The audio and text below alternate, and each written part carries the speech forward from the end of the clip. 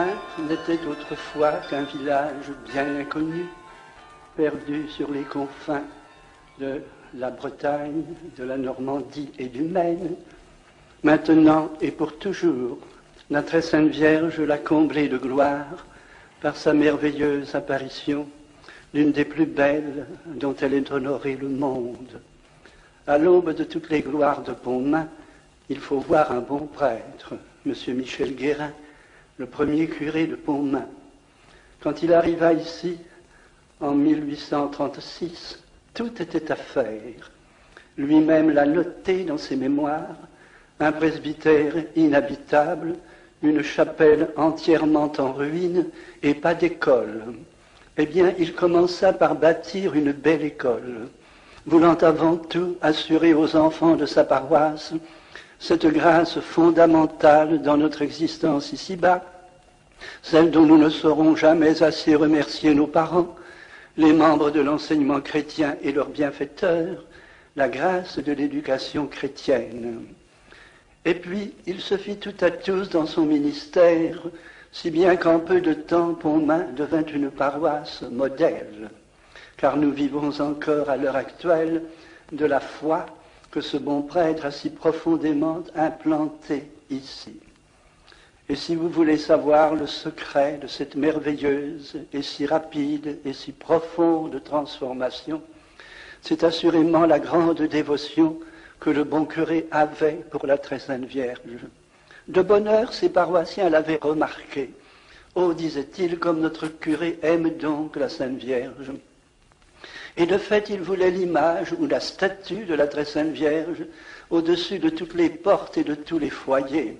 Il voulait surtout, vous le pensez bien, son amour dans tous les cœurs. Il voulut même la statue de la très sainte Vierge au sommet du clocher de sa petite église.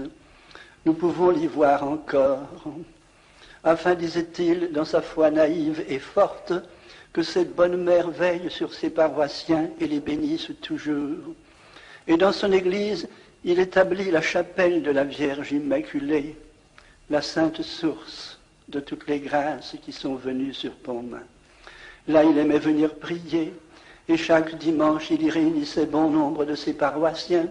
C'était toujours pour leur redire les bontés de Marie, chanter ses cantiques, implorer sa protection.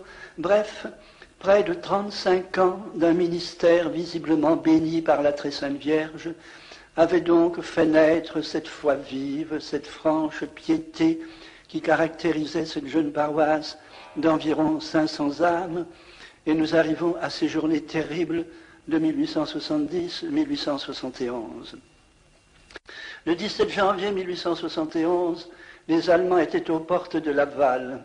Ils avaient ordre de prendre la ville. C'était facile. Ils étaient tellement sûrs de leur prise qu'à l'avance, ils avaient taxé les Lavallois d'une contribution de guerre de 3 millions.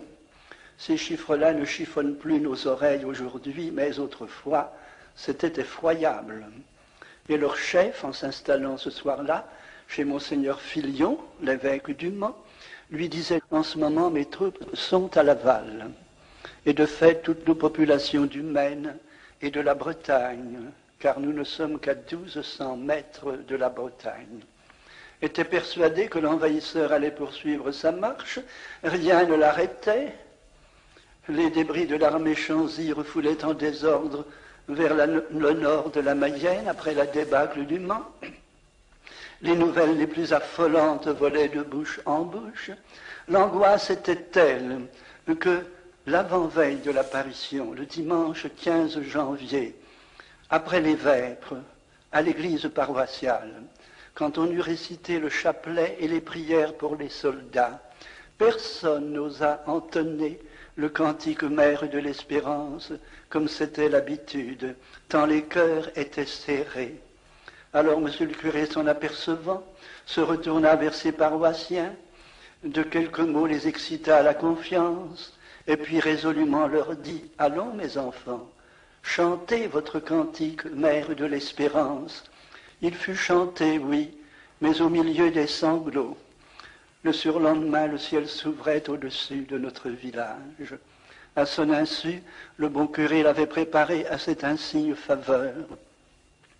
C'était donc le 17 janvier 1871. Il était 5h30 du soir. La nuit tombait, il faisait très froid. La neige couvrait la terre, mais le temps était très calme, le ciel idéalement pur, les étoiles innombrables, avec leur belle clarté de soirée d'hiver. 2 enfants, Eugène Barbedette, âgé de 12 ans, et son frère Joseph, âgé de 10 ans, étaient donc occupés à la grange, à piler des ajoncs pour la nourriture des chevaux. Ils travaillaient ainsi avec leur père à la lueur d'une chandelle de résine. C'était tout l'éclairage de l'époque, il n'était pas brillant. Arrive une vieille femme, Jeannette Détais, elle apportait des nouvelles de nos soldats. Or, chose étonnante, Eugène n'écoute pas Jeannette qui apporte des nouvelles. Il s'en va regarder à la porte de la grange. Et quand on lui demandera plus tard « Mais qu'allais-tu faire à la porte ?» il répondra naïvement « J'allais tout seulement pour voir le temps. » La belle affaire, comme s'il ne savait pas déjà que dehors, il gelait à pierre fendre. C'était bien plutôt l'appel mystérieux de la céleste visiteuse qui était là dans le ciel et qui attendait. Alors vous vous imaginez l'enfant dans l'embrasure de la porte, regardant dans le village, élevant ses yeux vers le ciel. Jamais, dira-t-il, je n'avais vu tant d'étoiles. Tout le ciel vraiment semblait en fête pour accueillir sa souveraine. Quand dans un coin du ciel où il y avait moins d'étoiles, au-dessus de la maison d'Augustin Guitcoq, qui se trouve juste en face de la grange, oui, en plein ciel, il aperçoit une belle dame qui, les bras étendus et abaissés, le regardait en souriant. Elle était si belle, dira-t-il avec les autres petits voyants, qu'on n'a jamais rien vu de pareil, ni en personne, ni en image. Elle était vêtue, comme vous savez bien, longue robe bleue qui partait du cou et tombait jusque sur les pieds, sans ceinture, mais toute parsemée d'étoiles d'or. Aux pieds restés à découvert, des chaussons bleus avec des boucles d'or. Sur la tête, sa couronne d'or, sans autre ornement qu'un petit liseré rouge. Et enfin, comme tant de pauvres femmes en temps de guerre, au front, un voile noir qui retombait sur les épaules. L'enfant crut d'abord que c'était l'annonce de la mort de son parrain. Et cependant, il n'eut pas peur, parce que, comme il le dira encore, la dame riait. Alors vous vous imaginez l'enfant dans l'embrasure de la porte de la grange, contemplant la vision qui lui souriait, lui souriant, lui aussi, et voyez comme nos petits villageois par ici sont vraiment peu expansifs, ne pensant même pas à en faire part à son père, à son frère, avec lesquels, tout près de lui, dans la grange, bavardait Jeannette. Et cela, le croiriez-vous, dura presque un quart d'heure. Mais au bout de ce temps, la conversation étant terminée, Jeannette veut sortir. Eugène l'arrête. Jeannette, dit-il, regardez donc sur la maison d'Augustin Guitcoq si vous ne voyez rien. Oh là non, mon pauvre Eugène, dit-elle, je ne vois rien du tout. À ces mots, le père Barbedette vient à la porte, son fils Joseph le suit. Le père ne voit rien, mais Eugène demande à son frère, « Vois-tu bien, toi, Joseph ?»« Oui, dit l'enfant, je vois bien une belle dame qui a une robe bleue avec des étoiles d'or. » Et il décrit l'apparition. Cependant, le père ouvrait de grands yeux, mais ne voyait rien. « Mes pauvres petits-enfants, dit-il enfin, vous ne voyez rien du tout.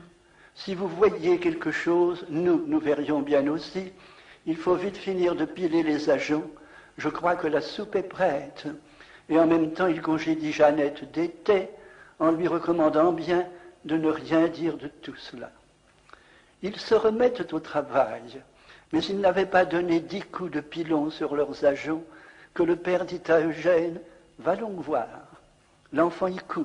« C'est tout pareil, dit-il. »« Allons, fit le père Barbedette, il faut aller chercher ta mère.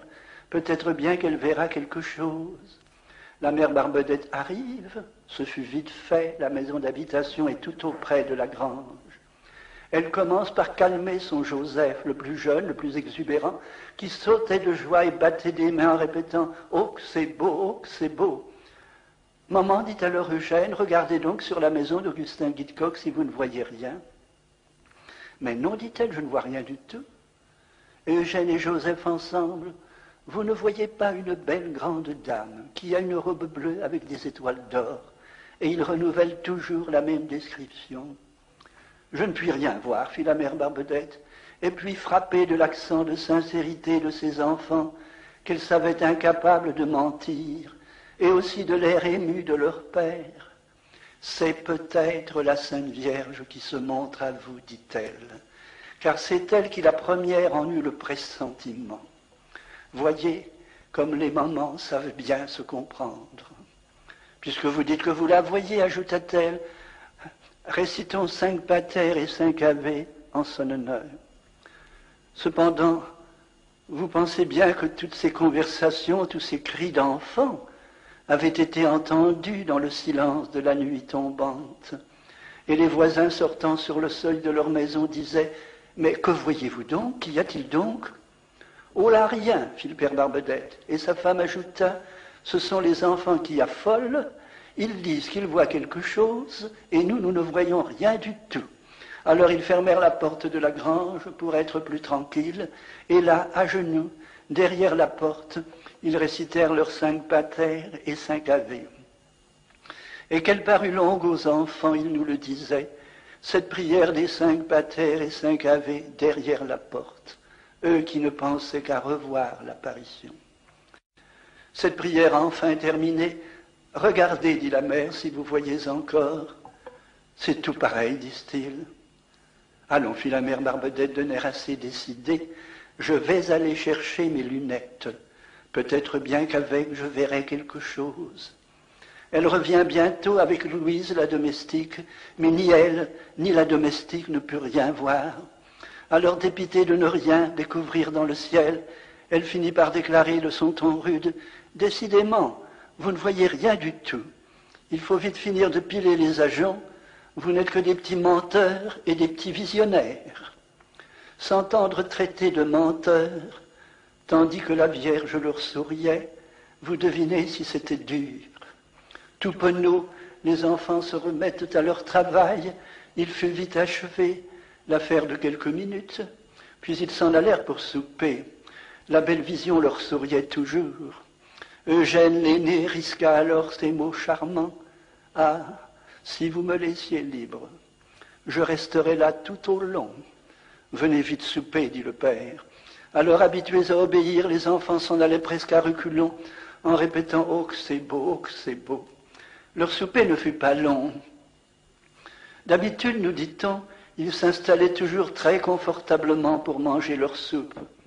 Ce soir-là, ils restèrent debout. Et leur maman, les voyant si impatients, leur dit « Eh bien, puisque vous voulez retourner, dites encore 5 pater et 5 ave, mais debout, parce qu'il fait froid. » Mais revenus devant la porte de la grange, et de nouveau ravis par la merveilleuse vision, les enfants instinctivement s'agenouillent, cependant que leur père, qui par la fenêtre les guettait, disait à sa femme « Oh, les enfants voient toujours la même chose, car ils récitent la prière que tu leur as dit de faire. » Et qu'elle devait être touchante, la prière de ces 2 petits, agenouillés tout seuls devant le grand portail de la grange, dans le silence de la nuit venue, sans souci, dans la neige, les yeux fixés au ciel, souriant à la vision qui leur souriait, et lui adressant bien gentiment la petite prière que leur maman leur avait dit de faire. Cette prière terminée, docilement, ils rentrent à la maison. C'est tout pareil, disent-ils. Alors, plus intriguée qu'elle ne voulait le paraître, la mère Barbedette demande « De quelle grandeur est donc la dame ?» « Elle est grande comme sœur Vitaline, disent les petits, c'était la sœur qui leur faisait l'école. » Ce fut un trait de lumière pour la mère Barbedette. « Allons, dit-elle, il faut aller chercher ma sœur Vitaline. Les sœurs valent mieux que vous. Si vous voyez, elles verront bien aussi. » Eugène s'en va donc avec sa maman à l'école presque en face la grange, là où est maintenant la poste. Sœur Vitaline vient aussitôt à la grange.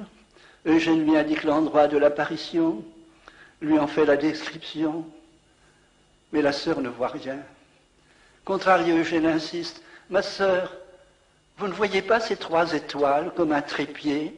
« Oui, dit la sœur, et de fait tout le monde ce soir-là, tout le monde sans exception, put voir dans le ciel 3 étoiles extraordinaires, disposées en forme de triangle, qui ne bougèrent pas de toute la soirée et qui ne réapparurent jamais. On les chercha le lendemain soir et les soirs suivants dans le ciel. On ne les y trouva plus. Eh bien, disait l'enfant, la dame est juste au milieu. Je ne puis rien voir, fit la sœur, et la mère Barbedette d'ajouter, je vous en prie, ma sœur, ne dites rien de tout cela, ce sont les petits gars qui affolent. Alors sœur Vitaline retourne à l'école, et là, au coin du feu, elle trouve des petites pensionnaires. Françoise Richer, âgée de 11 ans, Jeanne-Marie Le Bossé, âgée de 9 ans, et même une 3e petite, Augustine Mouton, qui, elle, la pauvre enfant, eut le chagrin de ne rien voir. « Petite fille, dit la sœur, venez donc vite par là. Victoire, c'était le prénom de la mère Barbedette, et on l'appelait toujours par son prénom. Victoire a quelque chose à vous montrer. Il fait nuit, Françoise a peur, mais enfin elle s'aventure à suivre Jeanne-Marie, et voilà qu'une fois dehors, apercevant sans doute quelques lueurs dans le ciel, elle s'écrie « Oh, moi, je vois bien quelque chose au-dessus de la maison d'Augustin Guitcoq, mais je ne sais pas ce que c'est. » Alors avec Jeanne-Marie, elle accourt jusqu'à la porte de la grange, où d'ailleurs Eugène les appelait, et toutes les deux de s'écrier « Oh, la belle dame !» Elle a une robe bleue avec des étoiles d'or. Bref, elle renouvelle la description donnée par les 2 garçons. En les entendant, Joseph, qui était rentré à la maison avec son père, trouve le moyen de se faufiler dehors et de revenir bien vite devant le portail de la grange. Puis arrivent sœur Vitaline et sœur Marie-Édouard, qui demandent « Mais que voyez-vous donc? Qu'y a-t-il donc ?» Et tous les 4 à la fois se remettent à décrire l'apparition. Cependant, à son très grand regret, sœur Marie-Édouard ne pouvait rien voir. Puisque ses enfants voient, pensa-t-elle, il faut aller en chercher d'autres. Alors elle courut chez M. Friteau et le pria de mener à la grange son petit Eugène, âgé de 6 ans et demi. Et puis, tout émotionnée, elle entre tout auprès, au presbytère. Et du seuil, elle crie « Monsieur le curé, venez donc vite chez les Barbedettes. Il y a un prodige, une apparition. Les enfants voient la Sainte Vierge. » Et le bon vieillard, qui avait près de 70 ans, a cette nouvelle de rester comme frappé de terreur. Oui, c'est tout tremblant qu'il répéta textuellement « Un prodige, une apparition, la Sainte Vierge. Ah, ma sœur, vous me faites peur. » Et il n'osait pas avancer. Oui, il tremblait, lui qui aimait tant la Sainte Vierge. Et son effroi faisait vraiment contraste avec la tranquille assurance de sa vieille servante Jeannette, qui avait tout entendu de la cuisine et qui allumait déjà le falot en disant « Faut aller voir ». Et le bon curé obéit. La femme du sabotier, Françoise Boitin, accourut aussi avec sa petite Augustine, âgée de 25 mois seulement, et qui se mit aussitôt à bégayer « le Jésus », en étendant ses petites mains vers l'apparition. Vous devinez le frisson d'émotion qui passa dans la foule en entendant cette petite. Sa mère chercha à la distraire, ce fut inutile. Elle se retournait toujours du même côté. On aurait dit qu'elle eût voulu s'y élancer, s'échapper même des bras de sa maman. Et de ses lèvres s'échappait ce cri enfantin, « le Jésus, le Jésus ». Cependant, tout en approchant de la grange, monsieur le curé interrogeait le ciel, mais ne voyait rien. Alors les enfants s'écriaient « Oh, voilà quelque chose qui se fait !» Ou plus exactement, si vous voulez avoir un échantillon de leur langage réel, v'là qui se fait. Que voyez-vous donc demanda monsieur le curé, et tous les 4 à la fois se mirent à expliquer que l'apparition venait de s'entourer d'un grand ovale bleu, avec 4 bougies à l'intérieur, 2 à la hauteur des genoux de la dame et 2 à la hauteur de ses épaules. En même temps, sur son cœur était apparue une petite croix rouge. Cependant, les curieux étaient déjà bien une cinquantaine devant la porte de la grange. Les uns vivement émus, les autres encore incrédules, et parfois les langues marchaient bon train. On en était même venu à plaisanter assez bruyamment de l'insuccès d'un vieux père Jean Guitcoq, qui essayait en vain, vous le pensez bien, de regarder à travers un foulard, comme s'il se fût agi d'une éclipse. Ce qui devait provoquer cette réflexion de Jeanne-Marie, la plus jeune, mais aussi la plus éveillée, de nos voyants et de nos voyantes. Il t'est encore plus bouché qu'avant. Oui, mais les enfants de dire, voilà qu'elles tombent dans la tristesse.